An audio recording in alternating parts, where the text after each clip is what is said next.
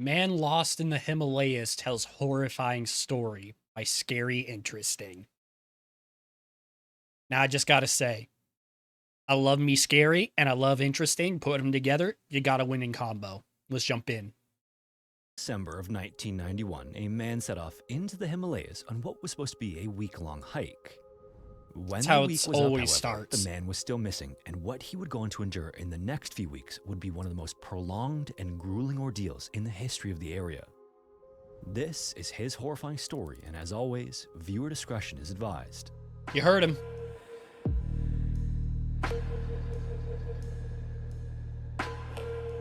I like that. I like his intro music. That's pretty good.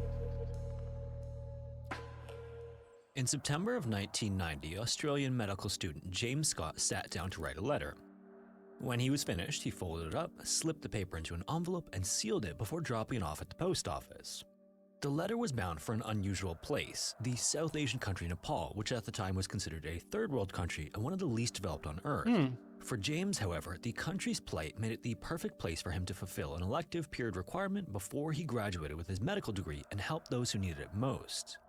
After sending the letter on its way to a Kathmandu hospital, James eagerly awaited a reply that just never came. I hate to sound fucking like stupid pilled and whatnot, however you want to put it. But anytime I hear Kathmandu,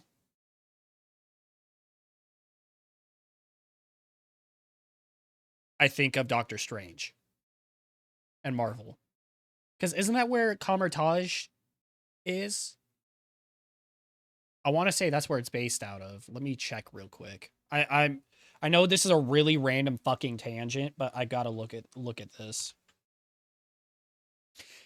I think it was mentioned in Doctor Strange at least, which is why my brain instantly goes there. Let's continue on. He was a bit disappointed as the days, weeks, and then months passed without hearing anything back, but James was too determined to take nothing for an answer. So 1 full year later, he had a plane ticket to Nepal in hand and had recruited his good friend Tim Hooper to join him there. His hope was that he could convince a hospital there to let him come on board temporarily to fulfill his medical school requirement, but as it turned out, he wouldn't need to lobby for a spot after all. Just before he was set to fly to Nepal, a response finally showed up, and it was a resounding yes. The hospital informed him that he could begin his elective period That's cool. at the end Good of on December him. 1991. Receiving this long-awaited reply was the icing on the cake for the then 22-year-old. James felt like he was on top of the world. He was attending a great medical school and earning top grades, and he had met a woman he planned to marry once he returned to Australia after his residency in Nepal. Yeah, that sounds like a great Everything fucking was just life. going his way, and while he'd have to leave his family and fiance behind in Australia for a while, he was excited for the adventure that awaited him in South Asia. James wasn't exactly what you'd call a thrill seeker, but he very much enjoyed staying active. He worked out sometimes 6 times a week through hiking or bushwalking, as it's sometimes called in Australia. He also cycled in some of his home country's most challenging natural terrain, but it was karate that was his real passion and something he truly excelled at. James had earned a black belt and competed nationally, and in 1989 he won his weight class cool. at the Queensland Championships, and later that year he finished 3rd in the Australian Championships. All this is to say that James was young, fit, strong, and capable of taking care of himself. Now, despite his residency not beginning until December, James flew to Nepal in September along with Tim to settle in. He then visited the hospital a handful of times and met the doctors and nurses he'd soon be working alongside, and they got to know him a bit too. And when some of them learned about his passion for staying active, they recommended that he use his downtime before his elective period to begin to trek the nearby Himalayas. For an avid hiker like James, this was the opportunity of a lifetime. Yeah, that would the be. The Himalayas obviously aren't just any mountain range, and Kathmandu is like the epicenter. No, that's like the Himalayas are like the mountains just because of Everest. The Himalayas is like the mountaineering spot to be. And yeah, but my thing though is like, yeah, he likes hiking and all that. There's a big difference between hiking and mountaineering with what he would have to do. Of activity as one of the closest settlements to Mount Everest. Yeah. Interestingly though, while James enjoyed hiking, he wasn't much of a climber. Yeah, exactly. In fact, he was terrified of heights, so climbing a peak like Everest was out of the question. Okay, but luckily, good. the Himalayas offer a variety of terrain that was much more suitable for Okay, him. that makes me feel so much better about what I was saying After then. getting settled in Kathmandu, James and Tim immediately started planning a hike up the Jomsom Trail, which is a popular trekking route that takes more than a week to complete and runs through forests, rocky landscapes, and the deepest gorge in the world. And since this was Fucking more than just a long leisurely time. day hike, James and Tim wanted to make sure they were prepared. Oof. The Himalayan winter was fast approaching, so they set about securing a list of supplies, and they would also hire 2 porters to help carry their gear and a guide to lead them. When the day finally Smart. came to set out, Preparing. James and Tim quickly found it to be an enjoyable trek. As the days passed, they reached as high as 9,800 feet or 3,000 meters and were treated to some of the most spectacular views anywhere God, on that's Earth. beautiful. The weather was cold, considering the high altitudes, but it wasn't anywhere near as bad as they were prepared for. As they continued on, they even ran into some trekkers who were just wearing ski jackets and sneakers, and soon James and Tim felt a bit ridiculous for being so over-prepared. Hey, So just never be like that. Oh, no, nah. I just read the captions. Nah, bro, don't feel stupid for being over-prepared. Never feel like that. Those guys probably knew extremely what they were doing, considering it's just those two. Don't do that. A few days into the hike, they decided to Oh, let no. the guide and porters return to Kathmandu with much of the gear they had brought with them, while they continued on with just what they had in their backpacks. A few days No. after that, they arrived back in Kathmandu, riding the high of completing a successful trek through the Himalayas. Oh, no, so The trip went so that isn't what went wrong then. Okay, I was wrong then. I assume that's where that something happened on that trail. No, okay, well, in fact, that they immediately began planning another one they could squeeze in before James started his elective period at the Kathmandu hospital. And after having a taste of the Himalayas, they figured they'd be able to prepare with a little more knowledge of what to expect. The problem with that assumption, however, was that their next trek would begin in late December, which was a much different. They did super well. They got overconfident. And overconfidence is a notorious killer for the outdoors. They got overconfident because they overprepared the first time, so they're going to underprepare this time. I'm calling it. Oh no. Animal than a Himalayan September. Their preparation for the Jomsom Trail would have been much more appropriate for their next planned trek, but the ease that they completed the Jomsom Trail gave them a false sense of security. You know, not this good. time, they planned to take the Halambu Trail, which was a much more challenging route, but one with lodges along the way, giving trekkers a chance to eat and rest. When December rolled around and they made their final preparations for the trip, they did so with minimal gear, just enough to fit in their rucksacks. James also brought 10 pairs of underwear, a handful of t-shirts, a pair of thermal underwear, several pairs of pants, 1 sweatshirt, and a light jacket. Why Additionally, light? he brought 1 towel, his camera, and 4 different books to read during nights in the lodges. On December 21st, they got their trek started and made it to the first lodge, where they met a few German hikers who were on their way back along the Halambu Trail. And according to the Germans, the trek wasn't that difficult, but there also wasn't much in terms of payoff of things to see. So James and Tim start to have second thoughts about their plans. James then pulled out a map of Nepal that he had, and as was often the case in third world countries, it was old and outdated, but he could at least see some of the other trail options if they wanted to change course. Don't change course. After looking at the map James was reviewing, the Germans pulled out a much better and newer map and allowed James and Tim to keep it. The pair then set their sights on the Gosenkund Trail, which was an offshoot of the Halambu Trail that wasn't marked on the old map. So the next morning, they got an early start, and along the way, they caught up with a man named Mark Fulton, who was trekking solo. And in one of those small world scenarios, James and Tim immediately recognized Mark's accent as Australian, and the three made fast friends. As it turned out, Mark was also planning to take the Halambu Trail, but James and Tim were quick to convince him that it wasn't worth it based on what they had heard from the German trekkers. One of them then suggested they take the Gosenkund Trail together, and it was settled. The three men then continued along the Halambu Trail toward the intersection. That's weird. Is that weird to me? Is like that just an antisocial type of thing for me where I'm not going off on my own. I'm already alone hiking this trail. Just because you recognize the fucking accent, I'm not getting convinced to go off onto a separate trail that I did not pack for with 2 fucking strangers. I don't care who you are. Like, they are obviously not bad guys. Like, we know that. But Mark didn't really know that. My ass is not doing that. I'm sticking my ass with my fucking plan. I ain't going off on some other fucking hike. That would lead them to their new route. Along the way, though, Tim suffered a leg injury, and as much as he tried to push himself through the pain, it just wasn't happening. Tim then stopped the two and said that he was going to return to Kathmandu. James and Tim then had a quick conversation, and James said he'd return with him, but Tim insisted that he go along with Mark and finish the trek. Tim didn't say it at the time, but it was written all over James's face that he wanted to keep going, so the two friends made plans to meet for dinner at their favorite restaurant on Christmas Eve before going their separate ways. As they did, Tim asked James for one of the maps he could follow, and in an absent-minded moment, James accidentally handed him the new map the Germans gave him, the one with Gosenkund. Tim also forgot to hand over the one letter they had between them in case James and Mark would need to start a fire at some point.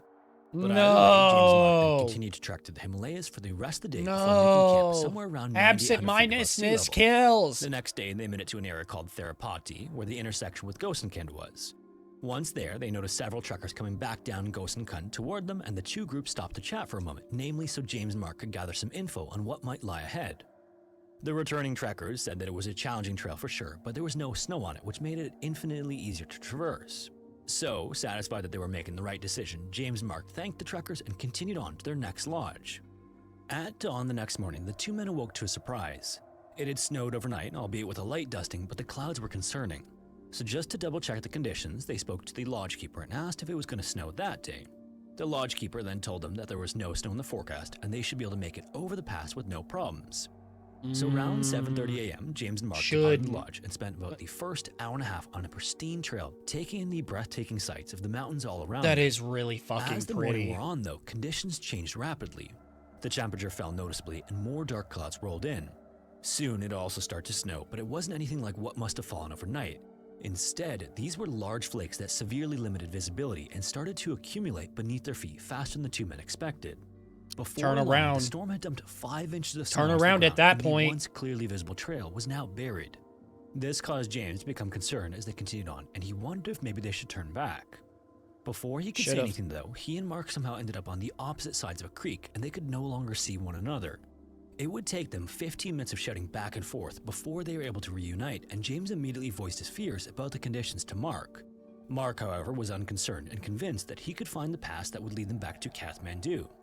James wasn't so sure, and in a move that disappointed Mark, decided his best course of action was to retrace their steps to the lodge where they spent the previous night.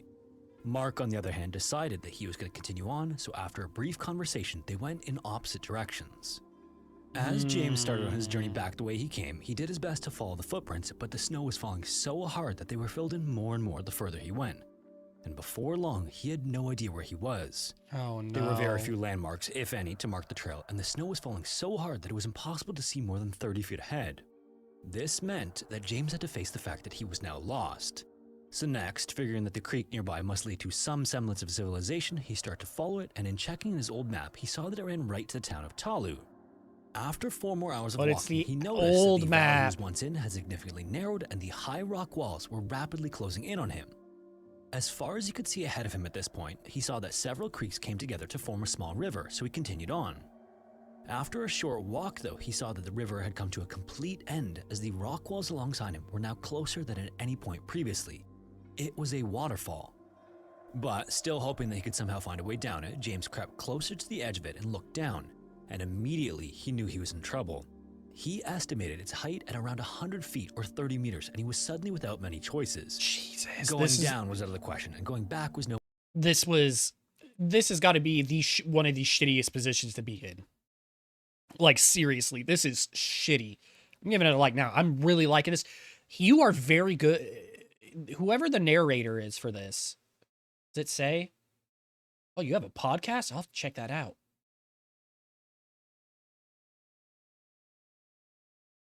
Oh, that's cool. Jay Adams. You did really good, Jay. Captioners are doing really fucking good.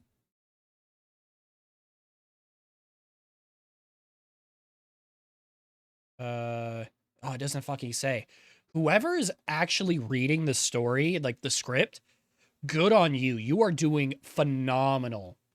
You are making this story so fucking good. I love it. No guarantee either. This left going up as the only other option. Again, James wasn't a climber, but he figured if he get high enough, he might be able to get above the clouds and wait out the weather.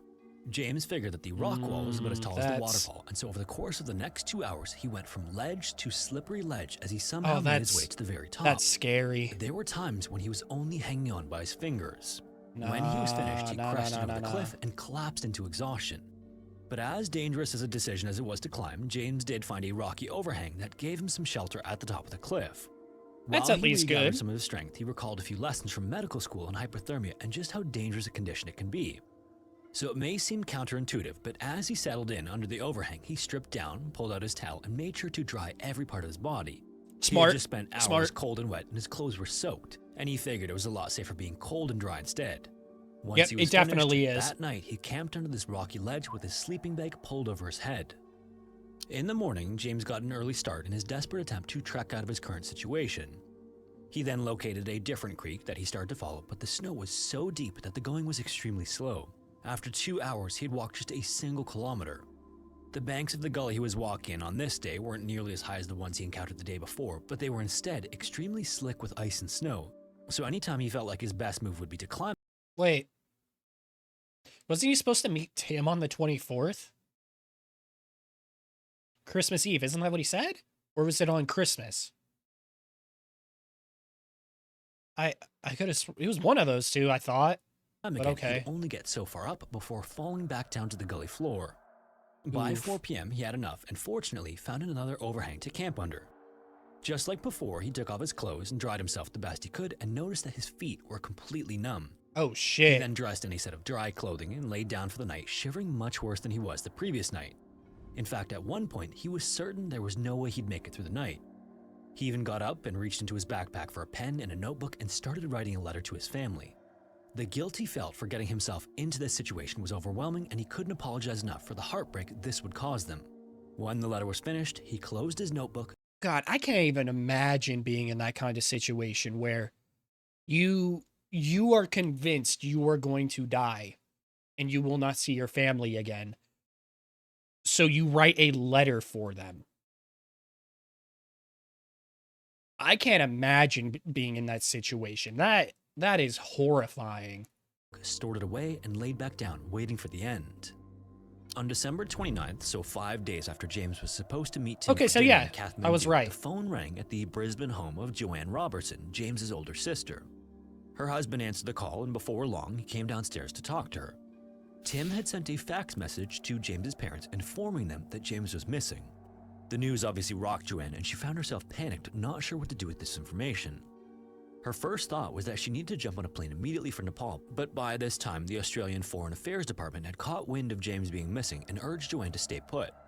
Instead, they recommended reaching out to a mountaineering expert named Carl Harrison, who lived in Kathmandu, to lead a search for her brother. The next day, Carl and the first search party headed out as James's family waited anxiously. They waited for the phone to ring with the news that James had just been snowed in at one of the trail's lodges, but as the days passed, that call never came. Oh, that'd be... Joanne reached back out to the Foreign Affairs Department for... That's when you're sitting by the fucking phone, not being able to think about anything else. That's just... Oh, that sinking feeling in your gut, just wanting to throw up, but not being able to, hoping for a call that you found him. For updates frequently, and on January 2nd, 1992, there was finally something. They told her that the search party had received a report of a sighting of a solo trekker from some French-Canadian trekkers, and they were 99% sure it was James. Ooh, This or was was a it huge Mark? relief to Joanne as she called her parents and told them about the good news, but sitting around and waiting for information was becoming too much for her to bear. Thinking The next Mark. day, she went and got a travel visa for Nepal, and on January 7th, she boarded a flight bound for South Asia. By the time she arrived in Kathmandu, James had been missing for 16 days. Oh, On shit. many occasions, James tried trekking out of the Himalayas only to be turned back to his lonely rock overhang by the depth of the snow or the intensity of the snowstorms that continued to roll through. Homeboy is still sitting in this fucking rock ledge. Holy shit. Having brought only 2 chocolate bars that were now long gone, he had no choice but to eat snow to survive, and before long, it became clear that walking out of there wasn't going to be an option. When it came What down the to it, he fuck? knew that his best chance of surviving the ordeal came down to being spotted by a helicopter or waiting until the snow had thawed enough in the spring, which was still months away. Dude, From you that gotta get point some onward, fucking food. The rocky overhang became his new home. He had no food, no fire, and nothing but the clothes on his back and a sleeping bag to keep him warm, so he did the only thing he could do, which were sleep and read. Obviously, though, little could distract him from the raging hunger he felt. He thought about food when he was awake and dreamt about it when he slept, but after the first 2 weeks or so with nothing but snow to eat, the hunger eventually dissipated as he leaned on the discipline he learned as a karate student. Almost like he was meditating, he'd do his best to think about particular movements, techniques, and sequences, consuming his mind with every tiny detail. Soon, about the only thing that could break that train I mean, if it works, it works. I'll fucking take it. of thought was the condition of his feet. He hadn't been able to feel them for some time, and it didn't matter what he did to try to warm them up. Nothing worked. Then, one day, he removed his shoes and socks and saw that his feet were completely blue. Frostbite. He then reached into the medical kit and pulled out a pair of dissection scissors. Then, he jabbed them into the side of his foot. The wound quickly bled, but James felt absolutely no pain. Oh, that's He was horrible. now terrified that if he did survive the ordeal, he'd lose his feet. That's But a as if this horrible wasn't enough condition to worry be about, in. he was suddenly reminded one day that he was not at the top of the food chain in the Himalayas. James what'd he was spot? awoken one afternoon by horrifying animal screams. He then ripped the sleeping bag over his head and jumped up, looking over the rocky ledge to the slope above him. About 100 feet or 30 meters away, he saw a bush that was violently shaking, but he couldn't immediately make out what was causing it until a large black figure moved into the clearing. It was a Himalayan black bear, and now James was in its sights. Oh, James fuck. then grabbed the dissection scissors and held them tightly in his hand as he shouted at the bear to come down the slope to him. This was a moment come of get insanity me, on James's come get part, as me. the only thing he thought was that the bear could give him a quick end. But instead of coming toward him, the bear got spooked and darted up the slope and out of sight. I mean, But either way, for the next 5 nights, he heard the bear near his God, overhang that's a and waited to creepy be photo. attacked. Meanwhile, as James was fighting for his life, the rescue effort was hitting problem after problem. Several different rescue teams entered the Himalayas and were turned back by the terrain, conditions, or weather, and some even got lost themselves. Now in Nepal as well, Joanne was much closer to the search for her brother, but she still felt helpless to do anything, so she did only what she could. She then sought out the French-Canadian trekkers that had apparently seen James, and when she met with them, most of the group were certain that it was her brother they spotted. One of the women in the group, however, wasn't so sure. I'm guessing it's She Mark. remembered talking to a solo trekker from Germany in the days before the sighting and thought she recognized him as the man mistaken for James. And sure enough, search leaders German? received a letter from a German man who said he was trekking alone on the Halembu Trail. This all but crushed Joanne's hopes that her brother was still alive somewhere. German. By He's then, James had Australian. been lost for 21 days, and Joanne was growing more and more desperate. Motherfucker's She still suddenly alive. recalled the conversation she had with He's a a local fucking woman when fighter. She arrived at the Kathmandu airport. The two women spoke about James's situation, and Joanne asked her what she'd recommend. And in response, the local woman said she'd go to consult a Buddhist Lama, which is a spiritual leader.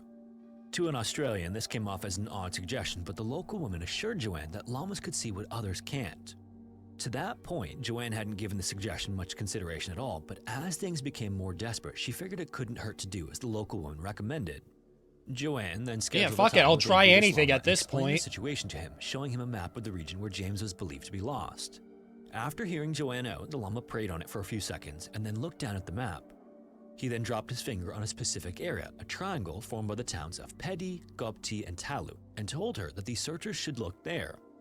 The area the Lama pointed to, however, was an unlikely place for James to end up. For one thing, mountain experts doubted there was even a route that would lead them to where the Lama pointed, but he insisted that this is where they'd find James. Before she left, she asked the Lama if they'd find James alive, to which he replied that she would meet her brother again. At the same time, though, that's arguably, so the more much. practical approach to the search was still underway, which included tracking That would give her so much help. That's a big morale booster. down Mark. I mean, to be fair, he also didn't say whether or not they'd see him in this life or the next, but still, I'll take whatever fucking happiness I can get at this point. Rescuers still hadn't been able to find him either, and there was some concern that he might be lost in the mountains too.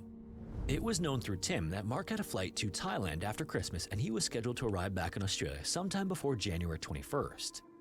A message was then left for Mark at the airport by the Australian embassy, and on January 15th, he called Joanne.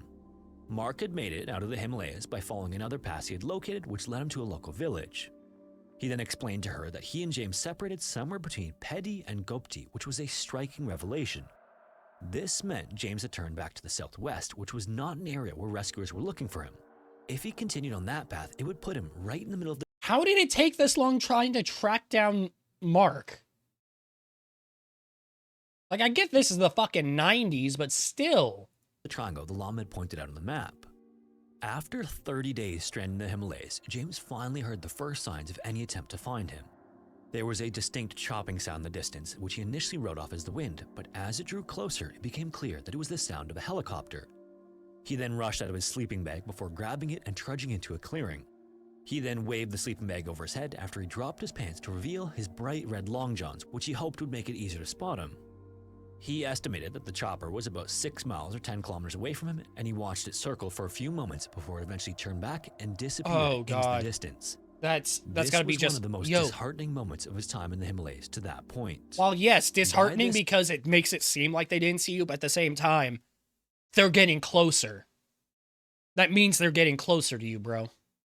Be happy about that, at least. Point, James looked like a shell of himself, and his once muscular body was now more than a skinny skeleton. Well, yeah, you're He going also had 30 little days strength without and felt fucking ill, food. and he developed mouth ulcers and a bad throat infection. All in all, he was completely miserable and hopeless.